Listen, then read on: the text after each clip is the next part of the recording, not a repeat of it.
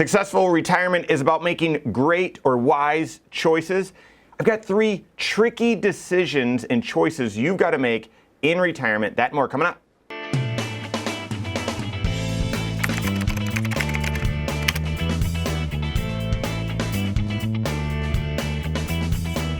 My name is Mike Bernard, I'm the host of the Wise Money Show. I'm also one of the certified financial planners right here at Korhorn Financial Group. Make sure you hit that subscribe button, turn on notifications, and smash that thumbs up button.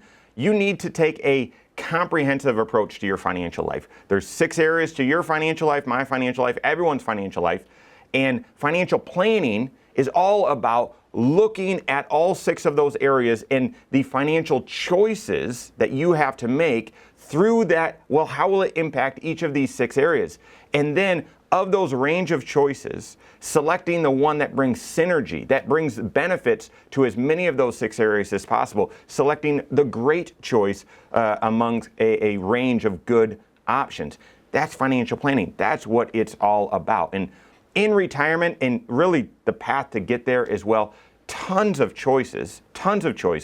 And so you need to be taking a comprehensive approach, doing comprehensive financial planning so that you can sift through those great choices, those good choices, to the great options that will help you get to retirement and through retirement successfully with clarity and confidence, peace of mind, and all of that. So when it comes to retirement, saw this article recently from Morningstar, the investment analyst company. I'm including the link in the description below if you want to read through it, but talked about 3 tricky decisions every retiree will need to make. Now, I would argue these are probably not the 3 most important decisions, but I would agree, yes, these are tricky, and every retiree needs to make these decisions. So what are they, and how are you going to make them? Got that right now. First tricky decision for retirees is how much are you going to withdraw from your investments? How much are you going to withdraw from your investments? Experts don't even agree on this approach. You've heard of maybe the 4% rule. You've also heard we can no longer use the 4% rule. It's got to be something less than that. So what's a sustainable withdrawal rate? Well, here's the situation. Here's how I would approach answering this for you. You've got to build out a 5-factor retirement plan. Guys, there is not just a quick percentage or rule of thumb, 4%, 3%. You need to be aware of those things, but you have to build out your individual 5-factor retirement plan. Your financial situation is unique. It's different than your neighbors. It's different than your coworkers. It's different from folks that are your closest friends that you've been doing life with. You think you're very similar. No, the subtle nuances, the subtle differences that are hidden in plain sight, you have no idea how different your financial circumstances are from other people. And therefore, you need to build your own 5-factor retirement analysis, and that will help you see very clearly how much you're able to withdraw from your investment portfolio. I always start with that. So what age do you want to be done? What's your current spending level? But then also, what other expenses do you expect in retirement? Yeah, we expect to pay off the mortgage before retirement, but we expect to go on more vacations, and we'll have these other expenses in retirement, and then taxes and so on. So you've got to build that in. What are your income sources in retirement? How will you optimize Social Security? Do you have a pension? Those sorts of things. How much investments do you have saved up, and what are you saving up between now and retirement? What percentage? And then how much risk are you taking with those investments as well? Those are the 5 factors, and you need to build out a 5-factor retirement plan to see how they all work together and if you're on track for retirement.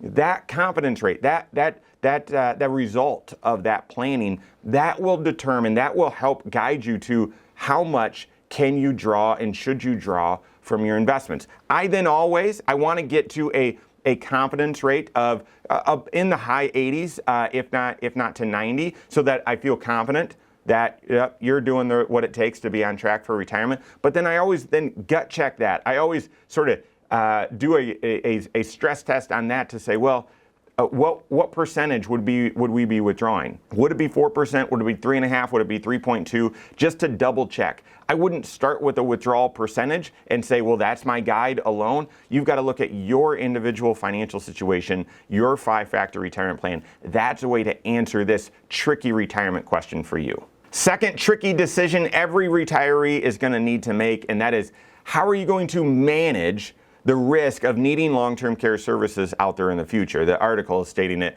the decision whether to buy long-term care insurance or not. Here's the truth, guys. The truth is that health insurance, which includes Medicare, Medicare supplement, whether you're doing traditional Medicare or Medicare Advantage, that health insurance is designed to cover health expenses to get you well. I broke my arm, I need a surgery, I'm not feeling well. And so you have expenses to see a doctor, to see a surgeon, to go to the hospital to get you better. And health insurance, no matter, deductibles and copays and all that, whatever, is structured to help you cover those expenses to get you better. But what happens in the tragic circumstance, and we've all either experienced it directly within our families or indirectly from other family members, where someone is unable to get better. They need custodial care because they're unable to do the well, not to get geeky, but 2 out of 6 activities of daily living. They're unable to bathe themselves anymore, or get dressed, or what have you. And they need just help doing those basic elements of life. So that custodial care, or home health care, assisted living, nursing home care, those sorts of things, health insurance does not adequately cover those. In some instances, if you're hospitalized prior to needing those services, then health insurance will cover up to a certain number of days. But if you need ongoing assistance with those activities of daily living, whether at home or in assisted living or in a nursing home, health insurance just does not cover it. So the question is that everyone needs to decide. And if you aren't making a decision, you're making a decision. And that is, how are you going to manage that risk? More and more people do end up needing these long-term care services at some point in their life, and therefore financially, how are you going to manage those risks? Are you going to live with the risk and, well, if it happens, I'll just, we'll have to spend down our assets, or we'll have to use our own income to cover it? Or do you say, no, I want to transfer that risk to an insurance company? Again, you can't just buy normal health insurance and that will cover it. There needs to be specific long-term care insurance that helps cover this risk. That cost of long-term care insurance has been growing, and the number of insurance companies that are offering it has been going down. Why? It's pretty astounding. More people are needing to use their long-term care insurance. So more people are needing long-term care services than actuaries originally expected. And the cost of providing that care is much higher than expected as well, than actuaries anticipated. Therefore, more people need to make the decision of getting this insurance, and fewer people are.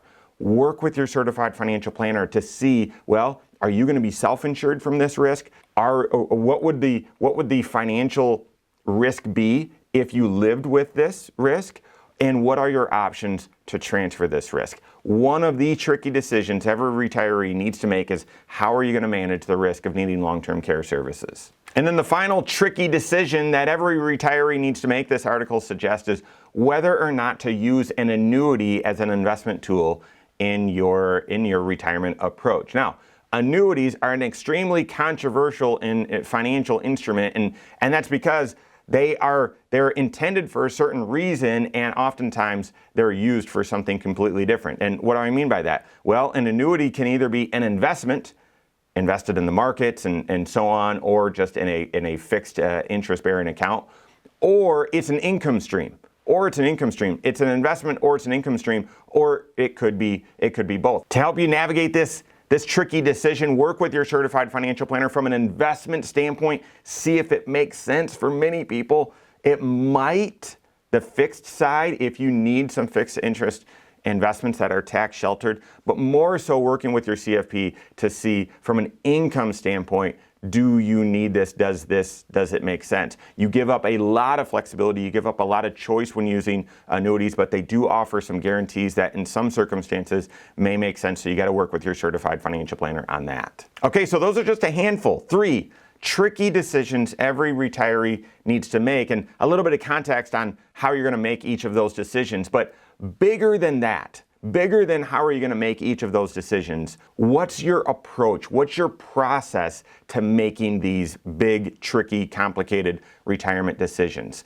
Working with a certified financial planner, looking at all 6 areas of your financial life, that will help you navigate.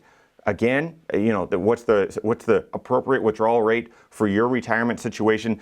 Does it make sense to transfer the risk of needing long-term care services, or are you self-insured? And does an annuity tool make sense for your income or for your investments? Looking at your entire financial situation, all 6 areas, taking a comprehensive approach will lead you to obvious and clear answers for each of those tricky questions and others as well. So work with your certified financial planner on that. If you don't have a CFP on your team, you can contact one on my team. Find us online, Korhorn.com.